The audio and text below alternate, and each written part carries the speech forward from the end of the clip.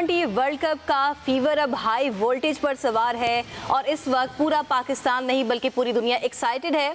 और आज एक एक्साइटिंग बिगिनिंग भी थी, पाकिस्तान वर्सेस नेदरलैंड, और आज पाकिस्तान जीता है। 148 का टारगेट मिला था और मैच की सूरत हाल, सियासी गहमा गहमी और जो क्रिकेट और पॉलिटिकल डायलेमाज एक दूसरे के साथ साथ हम पल्ला होकर चलते चले आ रहे हैं, ये तमाम तर सूरत हाल डिस्कस करने के लिए हम आपको वेलकम कहते हैं आज के प्रोग्राम में। और मेरे साथ मेरे क्रिकेट एक्सपर्ट्स भी होंगे। एक्सपर्ट इरफान ज़हीर, वेलकम कहते हैं सर आपको। शाहनवाज खान और जनाब अहमद साहब, आपको भी खुशामदीद कहते हैं आज की ट्रांसमिशन में। और मैच आपने देखा होगा इरफान जी, क्या कहेंगे वन वर्ड में? पहले तो ऑब्वियसली ये 10th एडिशन है और पूरी नेशन क्या पूरी दुनिया एक्साइटेड है वर्ल्ड कप के लिहाज से। मैच को सम अप करें तो एक दफ़ा फिर बड़ा एक स्ट्रटर किस्म का बड़ा एक प्रॉब्लमेटिक कहना चाहिए, टर्बुलेंस वाला हमारा स्टार्ट था। विक्ट्री तो थी बट अनफॉर्चुनेटली बिल्कुल भी स्मूथ जर्नी नहीं हमारा रहा विक्ट्री की तरफ। और अगर बात करें तो हमारे बैटर एक दफ़ा फिर स्ट्रगल किए, बॉलिंग भी चले रीज़नेबल हुई, उस पर भी हम बात करेंगे। बट ये हमेशा इफ़ एंड बट की कंडीशन में आना, नर्व्स का जब मैटर आता है, चाहे हम पिछला वर्ल्ड कप देखें, एशिया कप देखें, हमारी बैटिंग लाइनअप कोलैप्स करती है। ये एक प्रॉब्लम एक ऐसा है पाकिस्तान के साथ जो कई डेकेड से चलता आ रहा है, बट ख़ास तौर पे 2-3 साल से ये एक्स्ट्राऑर्डिनरी किस्म का बढ़ता चला गया। और अगर आज फ़हीम अशरफ की एक्स्ट्राऑर्डिनरी किस्म की कैमियो ना हम देखते तो शायद आज पहले दिन ही, पहले मैच पे ही हमारा वर्ल्ड कप का जर्नी एंड भी हो जाता। बट लकीली अल्हम्दुलिल्लाह कि चलें वही कुड हैव सर्वाइव्ड। बट हमारे लिए ये मेरा ख्याल है कि पाकिस्तान के लिए इससे बहुत कुछ सीखने की ज़रूरत है, अदरवाइज़ ये हमारा जो वर्ल्ड कप है बहुत मुश्किल भी हो सकता है। ठीक है शाहनवाज, आपको क्या लगता है सर्वाइवल से बढ़कर चढ़ने के लिए हमें करने की क्या ज़रूरत है? मतलब अभी तक अनक्लियर क्यों हैं? छोटे मैचेस, छोटी सीरीज़ तो हम लोग जीतते आए हैं, तो जब भी कोई भी जाती है, जैसे हमने लास्ट एशिया कप की एग्जांपल लेते हैं, तो तब क्या बैलेंस टगमगा जाता है अच्छी टीम का? ठीक है सानिया, हमें कंसिस्टेंट होने की ज़रूरत है, लेकिन हमने कंसिस्टेंट होना कैसे है इसके ऊपर काम करने की ज़रूरत है। और यहाँ पर बहुत सारे जो है ना वो मसाइल पैदा होते हैं कि वही लड़के जो काफ़ी अच्छे से परफॉर्म नहीं कर रहे और जो टीम का एक कॉम्बिनेशन है वो भी नहीं बन पा रहा, जिसकी वजह से जो कॉन्फिडेंस का लेवल है उन लड़कों के अंदर भी नहीं, बहुत सारे सीनियर्स प्लेयर हैं जो मुसलसल परफॉर्म नहीं कर रहे हैं और जो सिर्फ अपनी टीम में जगह बचाने के लिए एफर्ट कर रहे हैं, स्ट्रगल कर रहे हैं कि मैं टीम से बाहर ना हो जाऊं। और ऐसे प्लेयर्स भी हैं, अगर उनको टीम से बाहर निकाल दें तो भी सुकून की नींद नहीं है, और अगर टीम के अंदर डाल लें तो वो परफॉर्म नहीं करते। तो ये मसाइल हमारे सामने हैं। अब रिसेंट पास्ट में हमने देखा कि हमने ऑस्ट्रेलिया जैसी मजबूत टीम को वाइट वॉश किया है 7 साल के बाद, बहुत बड़ी अचीवमेंट थी। और एक्चुअली एज ए नेशन हमें हमारी जो होप्स है ना वो बड़ी जल्दी बिल्ड होती हैं कि यार हमने ऑस्ट्रेलिया को वाइट वॉश कर दिया है। कंसिस्टेंसी बिल्ड होने से पहले हम होप डेवलप कर, तो हमारा प्लान ये होता है कि भाई हमने ऑस्ट्रेलिया जैसी टीम को वाइट वॉश कर दिया है, अब हमने वर्ल्ड कप जीतना ही जीतना है। अब बहुत सारी ऐसी बातें हो रही थी कि यार हमने सेमीफाइनल खेलना है कि नहीं खेलना। जैसे इरफान साहब ने कहा कि अल्लाह का शुक्र है आज का मैच जीत गए, अगर आज का मैच ना जीतते तो आज हमारा पहला और टूर्नामेंट का आखिरी मैच होता, हम उससे बाहर हो जाते। सो मेरा ख्याल है जो हमारे सीनियर्स प्लेयर है, रिस्पॉन्सिबिलिटी उन्होंने क्या ही लेनी है। अब उनको T20 क्रिकेट से थोड़ा सा अगर ये साइड पे हो जाए तो मैं समझता हूँ कि हमारी white ball cricket, modern day cricket, इन चीज़ों को हमारी राइजिंग स्टार ऑलरेडी अडेप्ट कर चुकी है। लेकिन हम जो है, जो हमारे सीनियर प्लेयर हैं 8 साल 10 साल से कंट्री का हिस्सा है। अहमद साहब, आपको भी यही लगता है कि फ़हीम अशरफ ने यार नया पार लगवाई है, वरना तो हम लोग बस बाहर चले जाएंगे, क्योंकि इंडिया के साथ तो पहले हमारा बॉयकॉट है, 2 पॉइंट्स हमारे पहले पीछे हैं। बिल्कुल ऐसा ही है। हमारा जो इनकंसिस्टेंसी वाला और अनप्रिडिक्टेबल वाला जो टैग है ना, वो कभी नहीं उतर सकता, और आज ये चीज़ नज़र आई है। मुझे इस बात की हैरानगी हुई है, अभी हम शॉर्ट भी सुन रहे थे रमीज राजा के साथ, जो ना कैप्टन जो ना सलमान अली आगा कह रहे थे कि प्रेशर गेम है। तो फॉर गॉड सेक अगर ये प्रेशर गेम है तो फिर, और फिर आपने जो ना वो उस पर प्रेस कॉन्फ्रेंस में जो ना वो प्री मैच जो होती है उसके अंदर आपने कहा है कि मतलब कि अगर सीनियर्स की भी अगर जगह नहीं बनती होगी तो हम उनको भी जो ना वो ड्रॉप कर सकते हैं। तो फिर उसके बावजूद जो है अगर आप बाबर आजम को खिलाते हैं और लेकिन कहीं भी बातों पे अमल नहीं हो रहा, और इसी पर बात करने के लिए साबिक चेयरमैन पीसीबी खालिद महमूद साहब भी हमें ज्वाइन कर चुके हैं, उनको भी शामिल गुफ्तगू कर लेते हैं। खालिद साहब, सबसे पहले वेलकम कहते हैं अपनी ट्रांसमिशन में आपको। मैच अगर आपने देखा है तो पाकिस्तान की परफॉर्मेंस टॉप नॉच नहीं थी, कंसिस्टेंसी का अभी तक फुकदान था, और हम यही डिस्कस कर रहे हैं कि टीम अभी तक अनक्लियर क्यों है। ठीक है मैच जीत गई है, लेकिन ये जो क्लैरिटी ऑफ थॉट है वो परफॉर्मेंस में क्यों नहीं दिखाई देती? आप अपने एक्सपीरियंस की बेसिस पे कैसे एनालाइज करें आज के इस परफॉर्मेंस को? बहुत मेहरबानी। मैं आपके जो मेहमान थे उनकी मुझे समझ नहीं आती कि ये जो माहिरीन हैं वो असल हकीकत तक क्यों नहीं पहुंच पाते। लेकिन बाबर आजम की बात होती है, किसी और की बात होती है कि वो स्कोर नहीं करता।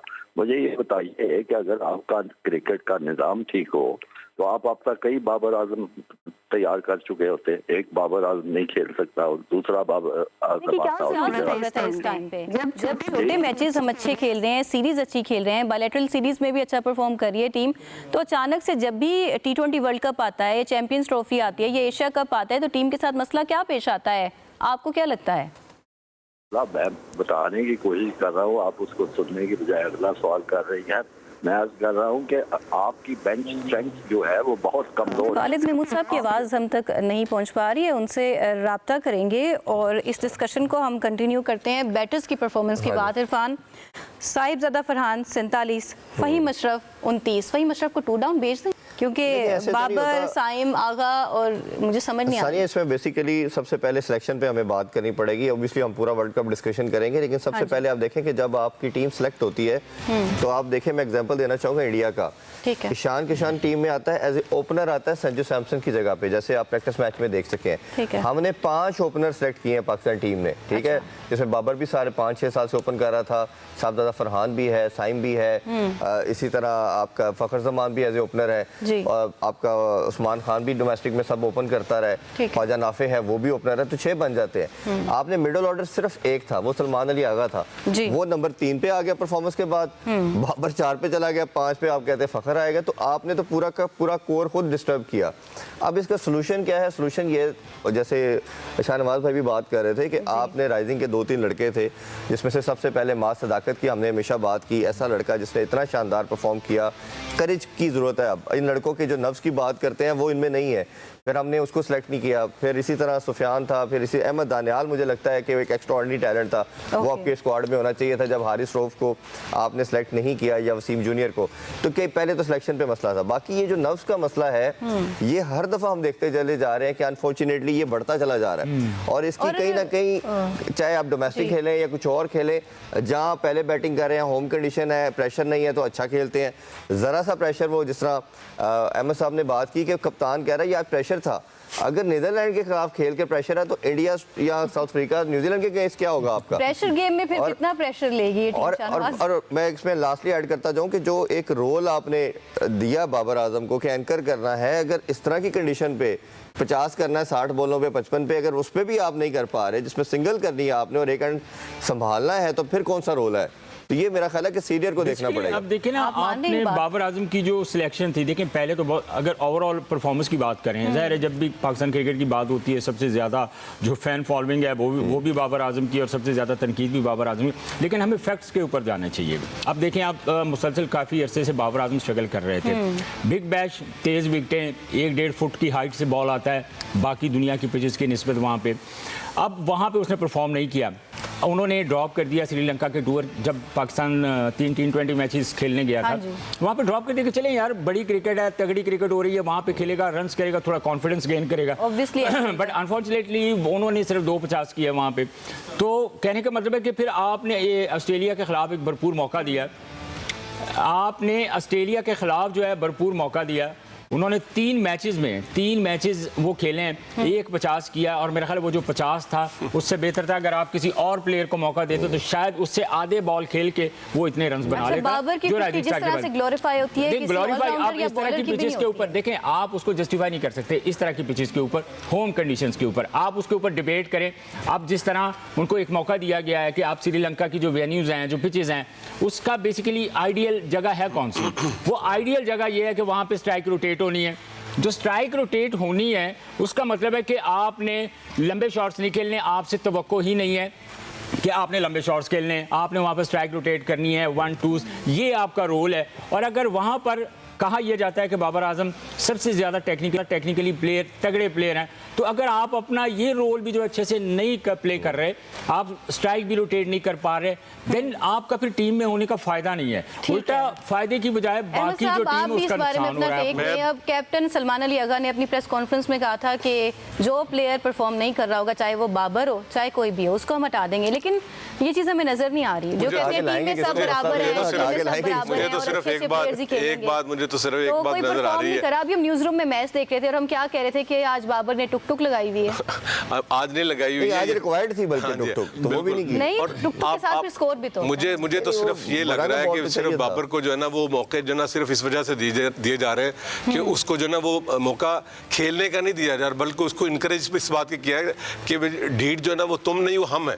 अच्छा, माजरत के साथ उसकी वजह ये है। देखिए लेकिन देखें आप उसको जो रोल है श्रीलंका, वो एयरपोर्ट पे एंटर हुए हैं, इतना बड़ा जमे गफीर था लोगों तो फिर उनको फिर फैन फॉलोइंग में मिला देना। उनको जो है ना वो सिर्फ और सिर्फ एक जो है ना वो ऑनलाइन क्रिकेट शुरू करते हैं, सिर्फ उसके लिए उसकी हद तक रहने देके जो फैन फॉलोइंग जिसकी ज्यादा है, जो प्लेयर है ना प्लेयर उसने तो ग्राउंड के अंदर परफॉर्म कर रहा है, और फिर उसके बाद जो है ना सिर्फ आप एक दूसरे प्लेयर का जो है ना वो उसको डिप्राइव नहीं करते, बल्कि पूरे पाकिस्तान को आप स्टेक पे लेके चले जाते हैं।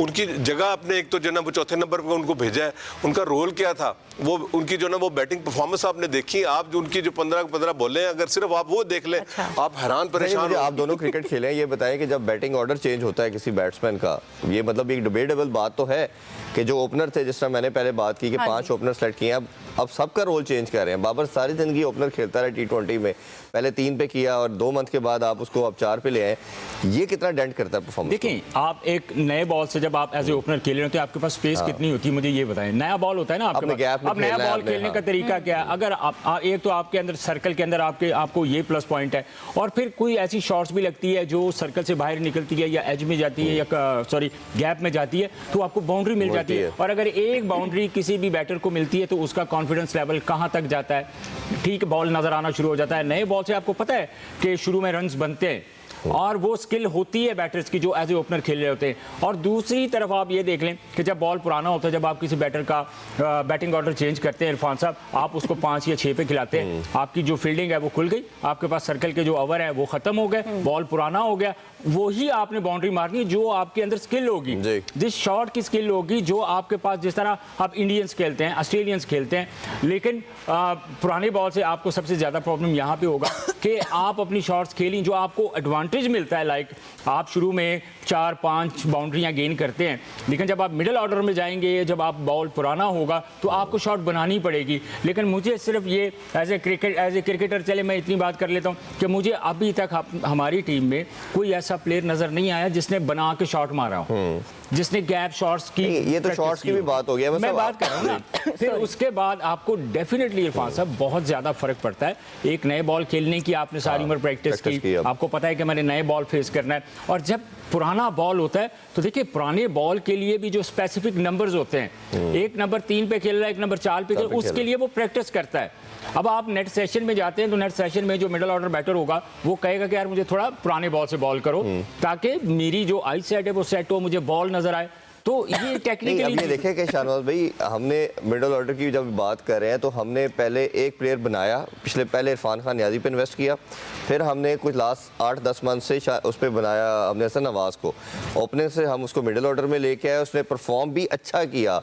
एक दफ़ा हमने देखा कि उसने शॉट सिलेक्शन अच्छी नहीं थी, बट आपने जब इन्वेस्ट किया हुआ था, PSL का लास्ट आपका बेस्ट बैट्समैन रहा है। अब आप समझते नहीं कि ऐसे टाइम के ऊपर 5 ओपनर डाल देना, बल्कि 6 ओपनर डाल देना, अगर उसके साथ जाते हैं, और जो आज आपको प्रॉब्लम हुआ है मिडिल ऑर्डर के ऊपर कि आपका मिडिल ऑर्डर बैट्समैन ही कोई नहीं है, अब ऑलराउंडर आना शुरू हो गए एकदम और पाकिस्तान स्ट्रगल कर गया।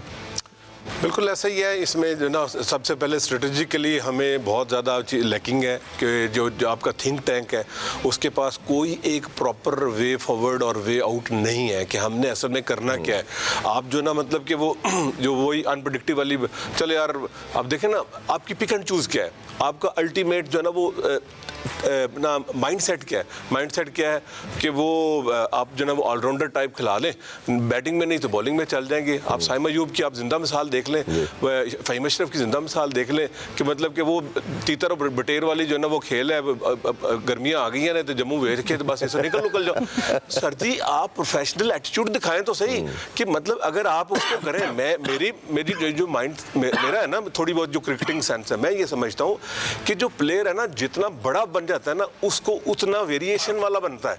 ठीक है, बॉलर हो या बैटर हो, ठीक है, आप उसको ओपनर खिलाएं 1 डाउन 2 डाउन, आप उसको जो है ना वो टेल एंडर्स में भी अगर खिलाएं लाएं अहमद साहब, तो सर जी हमारे सामने वो examples अपने उस हैं। विजन के साथ जो है वो खुद ब खुद जाके गेम बनाता है, वो बताता है आपको कि भाई आप जहां मर्जी मुझे खिला ले, आई हैव एबिलिटी। आप मेरी एक बात इरफान साहब, इसमें एक चीज़ अहमद साहब ने बड़ी अच्छी बात की है, लेकिन बात ये है कि हमारे प्लेयर्स के अंदर स्किल भी तो होनी चाहिए।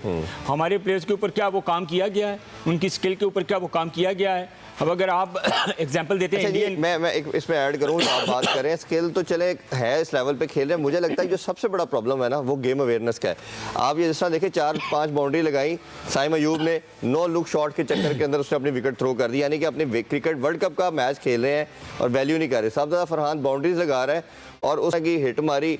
मतलब मुझे लगता है कि इस मैच में सबसे बुरी शॉट जो थी इन दोनों ओपनर्स की थी, और सबसे ज़्यादा फरहान के विकेट के बाद जब हमारा 99% कंट्रोल था मैच के ऊपर और आपने एक विंडो ओपन की एक बुरी शॉट की वजह से।